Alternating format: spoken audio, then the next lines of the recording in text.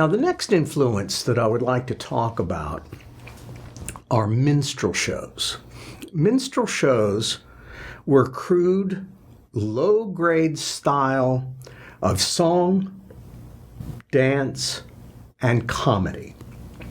Minstrel shows were popular in the early 19th century, so in the early 1800s. And what they were a stereotyped view of plantation life. It's amazing when we go back and look at people who wrote songs for the ballad operas, and we'll talk a little bit more about that here in a moment. But none of them ever lived in the South. They were all from the North, and yet they were writing songs about a stereotyped view of what living in the South was like during plantation times.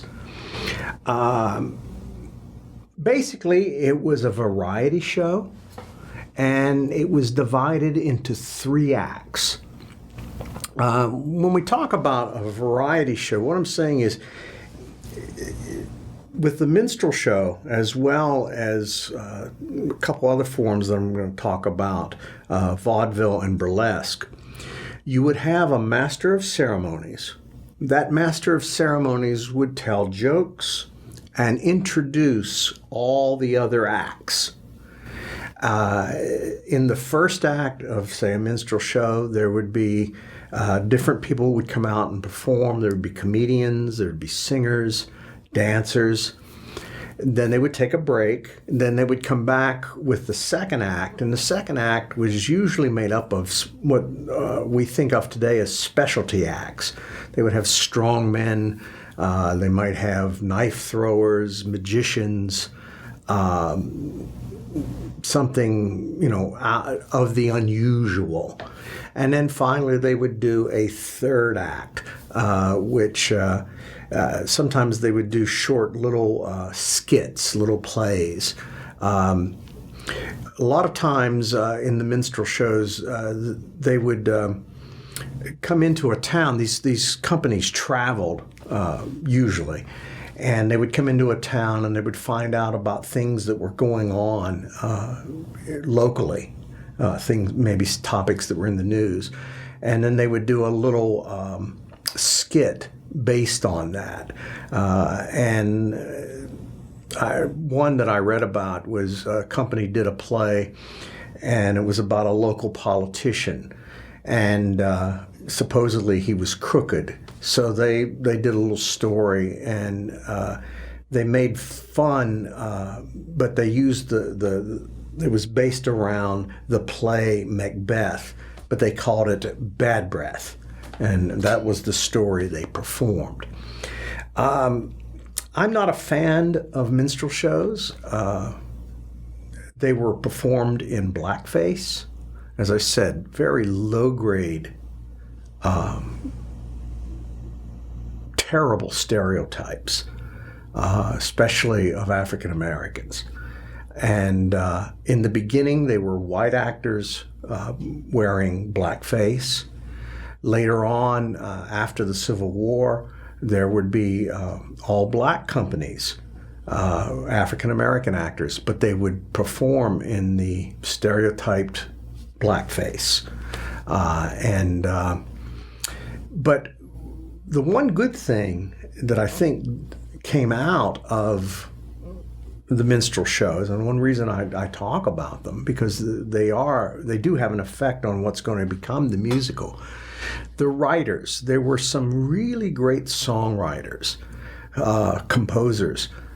2 of them you should know. The first is a gentleman by the name of Stephen Foster. Stephen Foster.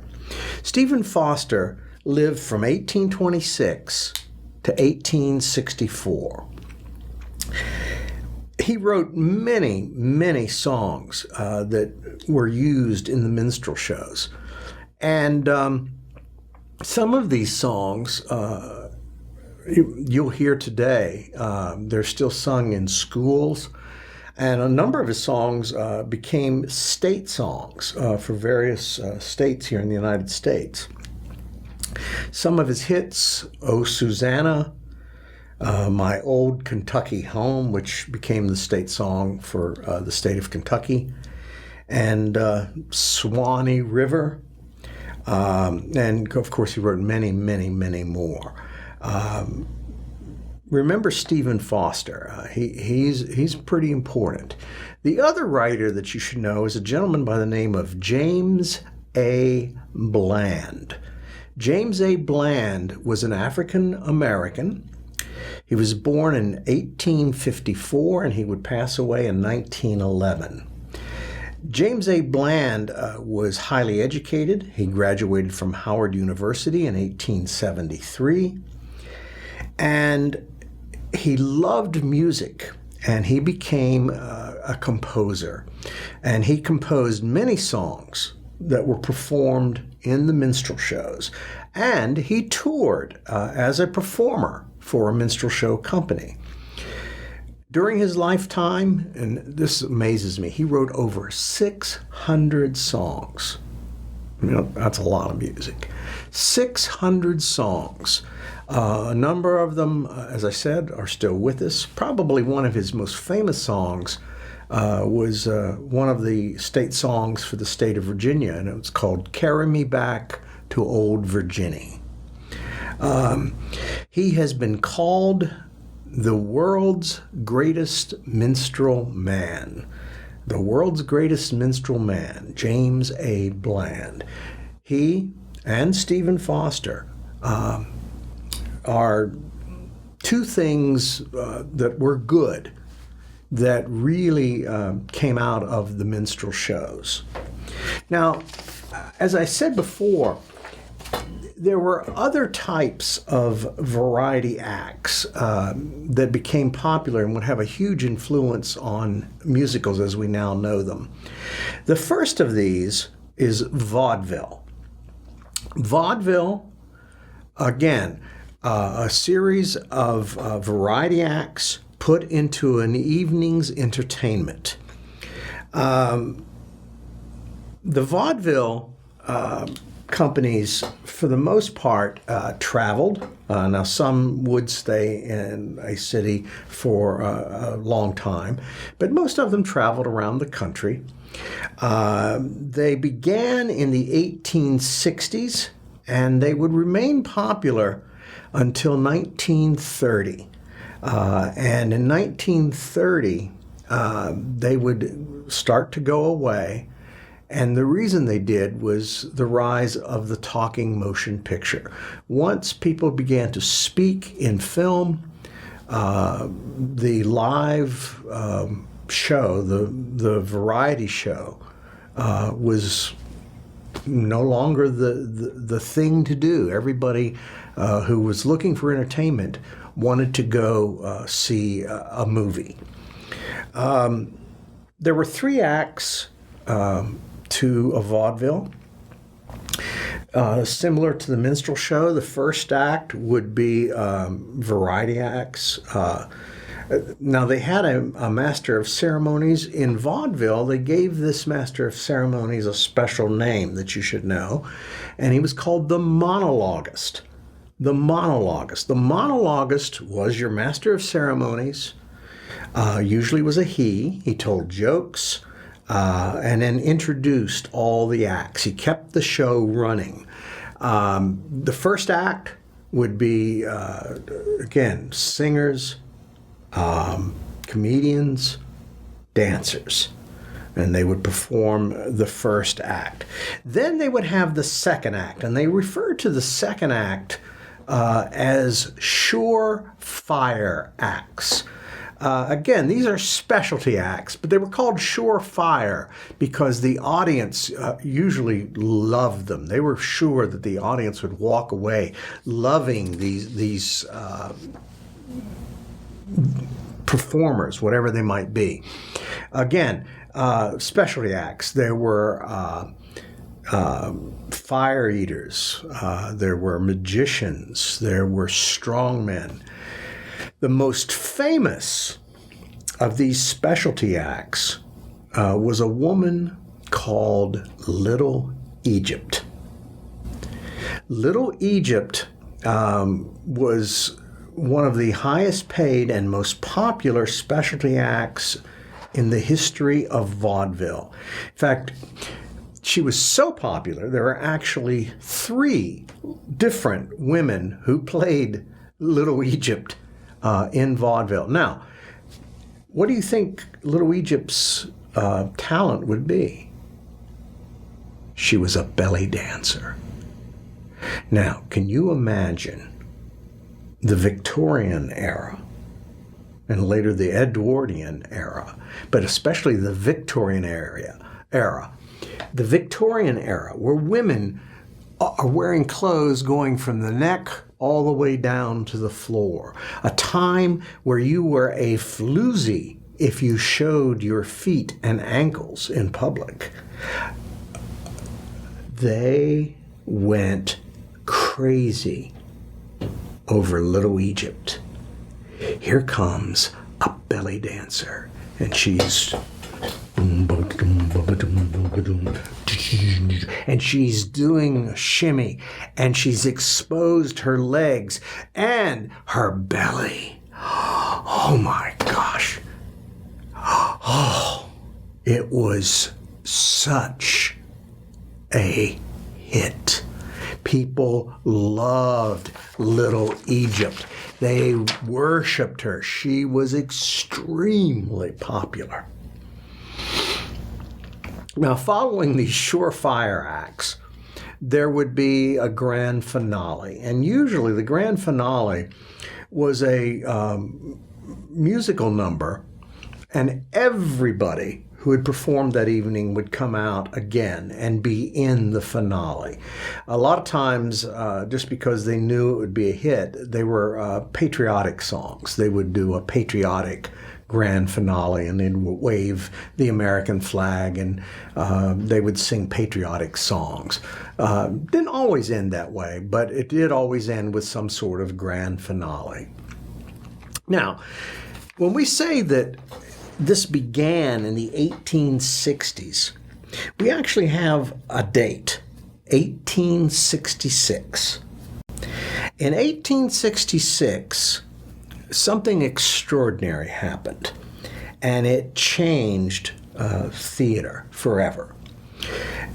It begins in a bar.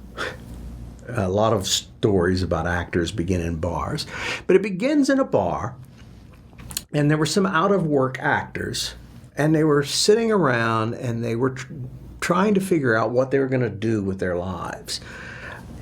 Into the bar walk a group of dancers, and they were out-of-work ballet dancers. They had belonged to a ballet company. It had just gone bankrupt, and they were stuck in New York City, and they had no jobs. And the actors begin to talk to the ballet dancers and discover there are 100 ballet dancers. And they get an idea. Let's put together a show. And they create a piece. Again, it's a variety act, but it's a series of acts building to this grand finale. And the show was called The Black Crook. The Black Crook becomes the first vaudeville production. As I said, it performed in New York. It played at the Niblo Theater in New York City, and it ran for 16 months. Now, that was unheard of. In this day and time, most shows would perform one night or at most a week. This ran for 16 months. And by its end, it grossed well over $1 million, which was huge money at that day and time. Why was it so popular? Well, the entertainment was good, but for a lot of people, these 100 ballet dancers Again, we're talking 1866, Civil War just ended. Victorian period is going strong. People are wearing long dresses, and out come these ladies. And we'll show you some examples here. Some ladies wearing next to nothing. And they were dancing. And literally, lines went around the block, people trying to get in to see performances of the Black Crook. The next area that I want to talk about is burlesque. Burlesque, about the easiest way to explain burlesque is burlesque was the adult version of vaudeville. In other words, many of the performers who toured in vaudeville companies also performed burlesque. But what they would do is the burlesque performance would have racier jokes. It would be more for adults, and in that day and time, we're talking about adult men. We know that these companies, as they traveled around the United States, they tried to get in as many performances as possible in any given city, and to bring in the most as many people as possible. So they would do a performance, a vaudeville, say in the afternoon, another vaudeville performance in the early evening, and then that night late, a burlesque, and the men could come back and see the burlesque performances. There were many stars who later became film and television stars, who got their start in vaudeville and burlesque. The Marx Brothers, W.C. Fields, Bert Lahr. Bert Lahr was the Cowardly Lion in The Wizard of Oz. There's a great story, give you an idea about burlesque. It's a great story that Groucho Marx told. And in one year they were touring in a company, and in that company were the Marx Brothers, W.C. Fields, and Bert Lahr. They were all comedians, comic acts in that company. And W.C. Fields, at that day and time, had an act where he played pool. He would do trick pool shots while he told jokes. And you'll see this in some of his movies. He will actually do some of his act where he has a curved cue, or he will make these amazing shots on the pool table. And he had a very fancy pool table, and on the bottom of it there was a curtain that ran around the bottom. And W.C. Fields would work his way around the table, and he was playing pool. Well, one night, Bert Lahr decided to pull a joke on W.C. Fields. And he got down, crawled out of the curtain, got up under the pool table, and every time W.C. Fields was about ready to say a punchline to one of his jokes, just prior to saying the punchline, Bert Lahr would stick his head out of the curtain under the table and make faces at the audience. And the audience would crack up. They were laughing, and it was ruining all of W.C. Fields' jokes. And he didn't like that.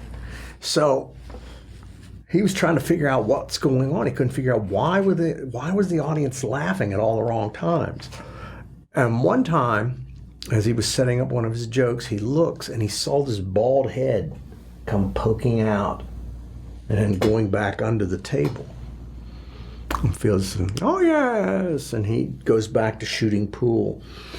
And he set up the joke, and he worked his way up towards the front of the table, and just as the head come out, bam, he whacked it on the head with his pool cue, and he literally knocked him out. And what Groucho Marx said is, no one no one would ever dare upstage W.C. Fields. But it must have been amazing for the people who traveled and got to perform with all these other great performers. Some other ones, Abbott and Costello. There was a woman named Fanny Brice who performed in vaudeville and burlesque, and later would perform in a lot of what are called revues. And all these great stars, many of them, would end up, as I said, in movies, on radio, and in television. Now, another aspect of the musical theater, when they would do the vaudevilles and burlesque, like I said, they tried to have as many performances as possible. Well, they actually did children's shows, and they were called Toby shows. And the Toby show would be performed in the morning or, on a Saturday in the morning or in the early afternoon, right when school would get out. And it was for kids. Basically, Toby show, and we'll put a picture here of the Toby show. A Toby show, the lead character, the monologuist, was a country bumpkin named Toby. Toby had a red wig, dressed very country, and he would tell very country jokes. And they would get all the acts that performed in the regular vaudeville, and they would work their acts into a children's story. I've seen these performed. In fact, I directed one once. And what they did in that Toby show was they took the story of Cinderella and changed it. They modernized it for them. It took place in the 1920s. The prince was a pilot whose plane crashes, and there's a farmhand named Toby and a girl who's lives on the farm, and she has the evil stepmother, the whole thing. And in the end, of course, she marries the prince. But in between, there's lots of jokes. They run into characters who do song and dance. They run into characters who juggle, eat fire. I mean, all the acts they work in to the Toby show. Now, these vaudevilles, many of the companies, as I said, toured. But there was a gentleman in New York City who got an idea. And what he wanted to do was basically set up a variety show that would perform in New York in his theater. And it would be an extravaganza. It would be huge. It would have big sets and lots of costumes, and would not tour, thus allowing the giant sets and the giant costumes. And his name was Florence Ziegfeld. Florence Ziegfeld. Ziegfeld was a producer, a director, and he created what are now called the Ziegfeld Follies. The Follies were a form of revue. And by revue, what we're saying is it's a variety show. The Follies started in 1907. In 1907, he had his first Follies, and then he did them every year until 1931. And each year, there would be a different theme, and they would perform these Follies. He paid a lot of money, and so many of the stars of vaudeville and burlesque left vaudeville and burlesque to perform for Mr. Ziegfeld. Again, W.C. Fields, the Marx Brothers, Abbott and Costello, Fanny Brice, Lucille Ball, Fred Astaire, many big stars performed on his stage. He had a formula for success. There are 4 parts to this formula. First, glamour. The women in these shows were dressed in beautiful dresses. The men were in gorgeous suits. Everyone was beautiful, and they were very dressed up. Glamour. 2, pace. These shows moved quickly. They would go from act to act, and they would build to 2 climaxes. There would be 2 acts, and each act would have a climax. 3, decency. Ziegfeld did not want burlesque in his performances. He wanted child-friendly, family-friendly entertainment. So if you worked for him, you had to make sure that your act was very child and family-friendly. And finally, spectacle. Now you can see pictures up here. The sets that were used for these follies were enormous. He did all kinds of things. I mean, you'll see a clip here in just a little bit. They built one set, and it was a giant carousel, and they actually had live horses on the carousel. And what amazes me is you would have the number that used the carousel, and then the carousel would go away and something else would come back out. In one of his follies, he had live elephants on stage. I saw a setting done once of giant pianos, and the pianos were all the sizes of, there were like 3 stages. So the actors were performing on giant pianos, and that's what the stage was built to look like. Spectacle was very, very important. And of course, the women became known, the Ziegfeld girls, for their big hats. They wore these fancy hats, very similar to the showgirls that you'll see if you go to Las Vegas now. And that's where they got the idea from, was from Ziegfeld's Follies. What I want you to do is, we'll put up an address here. I want you to go online, and I want you to watch a scene from a film that was made called Ziegfeld's Follies.